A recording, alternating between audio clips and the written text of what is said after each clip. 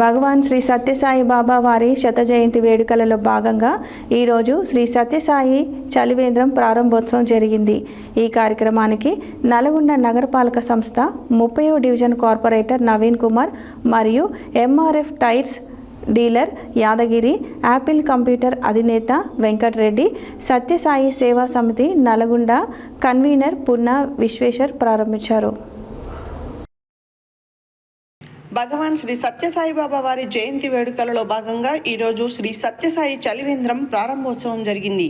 ఈ కార్యక్రమానికి నల్గొండ నగరపాలక సంస్థ 30వ డివిజన్ కార్పొరేటర్ నవీన్ కుమార్ మరియు MRF tyres dealer Yadagiri, Apple computer అధినేత వెంకటరెడ్డి, సత్యసాయి సేవా సమితి నల్గొండ కన్వీనర్ పున్నా విఘ్నేశ్వర్ మరియు సాయి భక్తులు Korivi Tukaram, K Krishnababu, J Sandeep Reddy, K Srinivas, Jagadish, Narasimha, B Shivakumar, G Balaraju, మహిళా సేవాదళ సభ్యులు ముషం శోభ, ఇడుకుళ్ల రాజ్యలక్ష్మి, కంచర్ల విజయారెడ్డి, యు ఉమాదేవి, కవిత, రాజేశ్వరి, భాగ్య తదితరులు పాల్గొన్నారు.